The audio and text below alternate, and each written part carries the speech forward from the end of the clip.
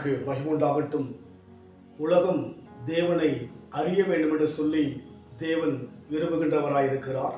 காரணம், அவரே உலகத்தின் சொந்தக்காரர், அவரே உலகத்துக்கு சிருஷ்டிகர். உலகத்தில் படைக்கப்பட்ட எல்லாமே தேவனுடையது.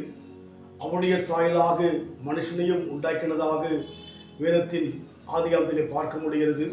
இவையெல்லாம் உலகம் ஏற்றுக்கொள்வது இல்லையோ, தேவஜனங்களாகிய நாம் ஏற்றுக்கொண்டிருக்கிறோம்.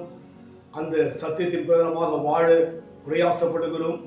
ஆனாலும் கூட உலக மக்களுக்கு இந்த சத்தியத்தினுடைய காரியங்கள் முழுமையாய் விலகிக் கொள்ள முடியாவிட்டாலும் கூட தேவ ஜனங்களாகிய நம் வாழ்க்கையிலே இன்னும் அந்த முழுமைக்குள் வராதபடிக்கு கலங்குகிற மக்களாக, பயப்படுகிற மக்களாக, தடுமாறுகிற மக்களாக இருக்கிறோம்.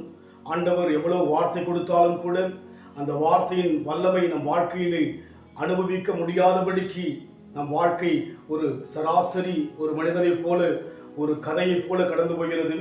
அந்த ஆழமான அனுபவத்தில் வருவதற்கு பல விளக்கங்கள் வேதத்திலே கொடுக்கப்பட்டிருக்கிறது. இந்த வேளையில் கூட ஒரு வார்த்தையை நாம் தியானிக்கும்படியாக எரேமியாவின் புத்தகம் 15ஆம் அதிகாரம் 16ஆம் வசனம். உம்முடைய வார்த்தைகள் கிடைத்தவுடனே அவைகளை உட்கொண்டேன். உம்முடைய வார்த்தைகள் எனக்கு சந்தோஷமும் என் இருதயத்துக்கு மகிழ்ச்சியுமாய் இருக்கிறது. சேனைகளின் தேவனாகிய கர்த்தாவே, உம்முடைய நாமம் எனக்கு தரிக்கப்பட்டிருக்கிறது. நாமத்தை நான் அறிந்திருக்கிறேன் சொல்லி இங்கே எரேமியா தன்னுடைய அனுபவத்தில் சொல்கிறார். அவர் அருமையான ஒரு வார்த்தை சொல்கிறார். உம்முடைய வார்த்தைகள் கிடைத்தவுடன் அவைகளை உட்கொண்டேன். இதை சற்று விலகிக் கொள்ள வேண்டும் என்று சொன்னால், உமது செய்தி எனக்கு வந்தது, நான் உமது வார்த்தைகளை உண்டேன், உட்கொண்டேன், சுவைத்தேன், புசித்தேன் என்று சொல்லி அங்கே எரேமியா சொல்கிறார்.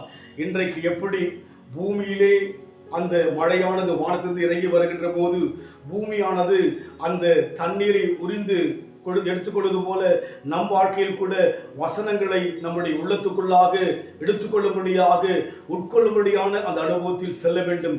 காரணம், மனுஷன் அப்பத்தினால் மாத்திரமல்ல, தேவனுடைய வாயிலிருந்து புறப்படுகிற ஒவ்வொரு வார்த்தையினாலும் பிழைப்பானை சொல்லி பார்க்கிறோம். இந்த உலகத்தில் எல்லா வார்த்தைகளும் படைப்புகள் எல்லாம் கூட அழிந்து ஒழிந்து போகலாம்.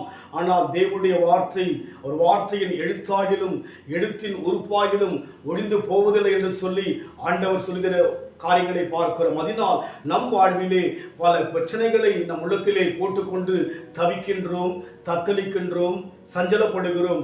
ஆனால் தேவன் நமக்கென்று கொடுத்திருக்கிற இலவசமான இந்த வார்த்தைகளை உட்கொள்ளும்படியாக நாம் பிரயாசப்படும் போது அது நம்முடைய இதயத்துக்கு மகிழ்ச்சியை கொடுக்கும், தைரியத்தை கொடுக்கும், ஆறுதலை கொடுக்கும்.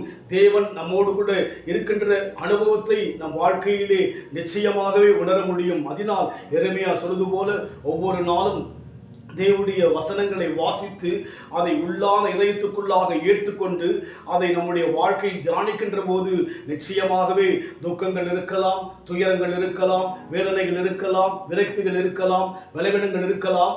ஆனால் எரேமியா வாழ்க்கையில் கூட அந்த அனுபவங்கள் கடந்து வந்ததாக சொல்லப்படுகிறது.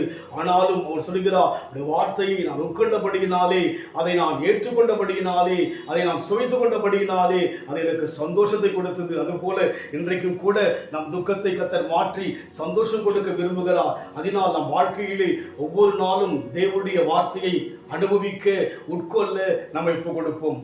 தேனிலும் இனிமையே, தெவிட்டாத அமுதமே, தேனிலும் இனிமையே, தெவிட்டாத அமுதமே, தேனியும் கிடைக்காது ஒப்பற்ற செல்வமே, தேனியும் கிடைக்காது ஒப்பற்ற செல்வமே, இரவெல்லாம் பகலெல்லாம் இதயம் உமக்காக துடிக்குதையா, என் நினைவெல்லாம் பேச்செல்லாம் இயேசுவே உம்மை பற்றிதானே ஐயா.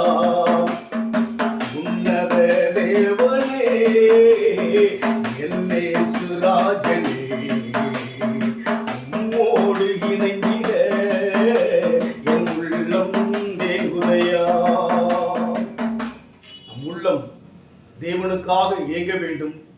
நம் உள்ளம் தேவனுடைய வார்த்தைக்காக ஏங்க வேண்டும்.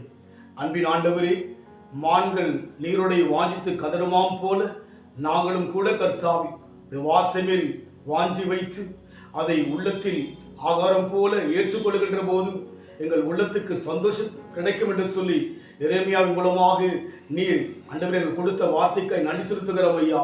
நாங்களும் கூட ஒவ்வொரு நாளும் பல பிரச்சனைகளை உள்வாங்காதபடிக்கு வார்த்தையை நாங்கள் உட்கொள்ள அதை உள்வாங்க தேவன் கிருபை செய்யும். அதன் மூலமாய் நாங்கள் சந்தோஷமடைய, எங்களால் அநேகர் சந்தோஷமடையும்படியான அந்த ஆழமான அர்த்தத்துக்குள், அந்த ஆழமான அனுபவத்துக்குள் என்னை நடத்துவீராக. இயேசுவின் நாமத்தில் பிதாவே, ஆமென். கர்த்தர் ஆசீர்வதிப்பாராக. Hallelujah.